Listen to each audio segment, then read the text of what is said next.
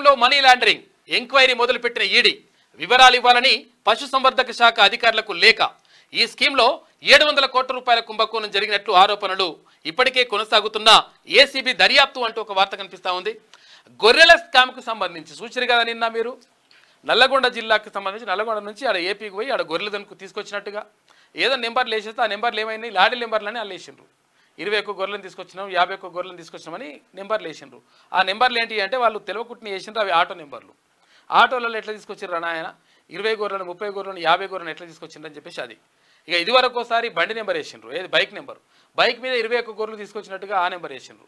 మొత్తం మీద బొల్తా పట్టిందిలే బొల్తా కొట్టిందిలే బుల్బుల్ పిట్ట అన్నట్టు మొత్తం వాళ్ళు చేసిన తప్పులన్నీ కూడా మొత్తం కూడా బయటకు వస్తూ ఉన్నాయి. అయితే గొల్ల కుర్మ సోదరులకు నిజంగా కూడా అన్యాయం జరిగింది ఇక్కడ. ఎందుకంటే ఒక్కొక్క కుటుంబం నుంచి 48,000 రూపాయలు వాళ్ళు కట్టిండ్రు. కట్టిన పైసలు మళ్ళీ రాలే. మొత్తం ఆగమాగం చేసిండ్రు. కాక చేసి మళ్ళీ ఏమన్నా అంటే గొల్ల కుర్మ సోదరులకు మేము మంచి చేస్తాం కోటీశ్వర్లు అవుతామని చెప్పిండు. ఎక్కడ కోటీశ్వర్లు చేసిండు? లాస్ట్కి వస్తే ఇట్లాగం చేసి పెట్టిండు కథ.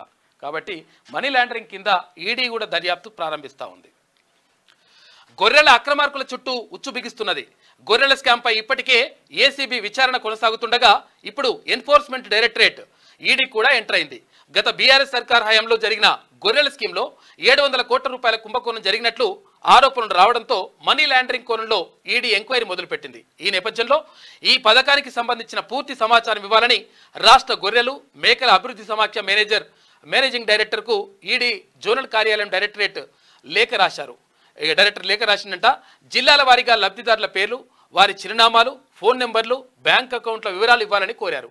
గొర్రెల కొనుగోళ్ల కోసం ఏ జిల్లాల అధికారుల ఖాతాల్లో నిధులు జమ చేశారు, ఆయా బ్యాంకు ఖాతాల సమాచారం, లబ్ధిదారుల తమ వాటాగా జమ చేసిన నిధులు ఏ అకౌంట్లో జమ అయ్యాయి, గొర్రెల రవాణా ఏజెన్సీల సమాచారం, వాటికి జరిగిన చెల్లింపుల వివరాలు, గొర్రెల కోసం కొనుగోలు చేసిన దాన్ని ఏ లబ్ధిదారులకు పంపించారు, దీనికోసం ఎవరెవరికి నిధులిచ్చారు తదితర అంశాలపై సమగ్ర వివరాలు ఇవ్వాలని లేఖలో పేర్కొన్నారు. చూసుకోనిగా గొర్రెలు ఏడగొన్నావు, ఎవరికి ఇచ్చినావు, వాళ్ళ పేరేంది, వాళ్ళ ఊరేంది, వాళ్ళ అకౌంట్ నెంబర్ ఏంది, వాళ్ళకి సంబంధించినటువంటి ఆధార్ కార్డు ఏంది, మొత్తం ఫుల్ వివరాలు అడిగింది. అడిగితే ఏమైతే ఇప్పుడు అసలు దొంగలు బయట పడతారు. ఇప్పుడు ఫేక్ పేర్లు ఏవైతే రాస్తారో, ఏవైతే నకిలీ పేర్లు రాసేసి నకిలీ కథలన్నీ పడతారో, ఒకరి పేరు మీద గొల్ల కుర్మ సోదరుల పేరు మీద తీసుకొని మళ్ళీ ఇంకో పైసలు తీసుకొని నాశనం చేసిండ్రో, వాళ్ళకి అన్యాయం చేసిండ్రో వాళ్ళందరూ కూడా ఇప్పుడు బయట పడతారు. ఇవన్నీ కూడా ఎంక్వైరీ జరుగుతుంది. మనీ లాండరింగ్ అంటే ఇప్పుడు పైసలు ఒకరికి ఇస్తా అని చెప్పేసి వీడు మొత్తం వీళ్ళ అకౌంట్లలో వేసుకున్నారు దొంగలు చాలామంది. దానికి సంబంధించి పూర్తి ఎంక్వైరీ జరుగుతూ ఉంది. ఇలా తలసాని శ్రీనివాస్ యాదవ్ కూడా ఉన్నాడని చెప్పేసి ఆరోపణలు వస్తున్నాయి.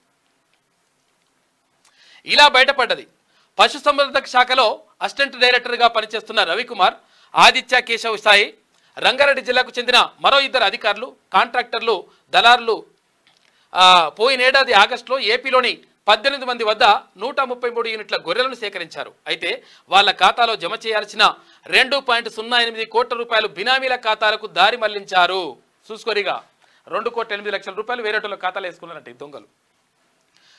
దీనిపై ఫిర్యాదులు రావడంతో ఈ ఏడాది జనవరిలో కేసు నమోదైంది. అదే సమయంలో పశుసంవర్ధక శాఖలో ఫైల్స్ మాయం కావడం చర్చనీయాంశమైంది. అయితే చూసారు కదా మీరు, అవేది ఆయన ఓఎస్డీ ఉంటాడు కదా, ఎవరికి తలసాని శ్రీనివాస్ యాదవ్ ఓఎస్డీ, ఆయన పేపర్లు ఏం పేసి అవి కానీ కాలబెట్టిండు కదా, అది కథ నడిచిందనమాట.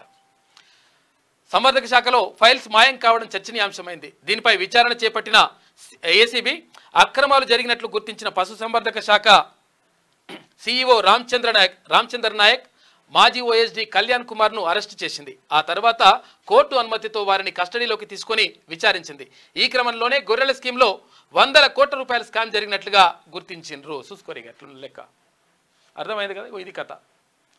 విషయం ఏంటంటే మొత్తం గొల్ల కుర్మలకు ఇస్తా అని చెప్పినటువంటి పైసలు వీళ్ళు దొంగలు చేతులు జేబులు వేసుకున్నారు. మొత్తం వాళ్ళకి అన్యాయం చేసిండ్రు. మళ్ళీ ఇక గొల్ల కుర్మలకు ఇస్తా అంటే అన్యాయం చేస్తారా? తర్వాత అక్కడ ఎందుకు ఎన్నికల కమిషన్ అడ్డుకుంటుంది, ఏది అప్పుడు మునుగోడు ఎలక్షన్లు అప్పుడు ఎన్నికల కమిషన్ అడ్డుకుంటుంది, లేకపోతే వాళ్ళు అడ్డుకుంటున్నారు వీళ్ళు అడ్డుకుంటారు అని చెప్పేసి లంగ కథలు చెప్పిండ్రు. ఇప్పుడు ఎవరు అడ్డుకున్నారని ఆయన దొంగతనం చేసిందో వారు దొరికిపోతారు ఆటోమేటిక్గా దొంగలు.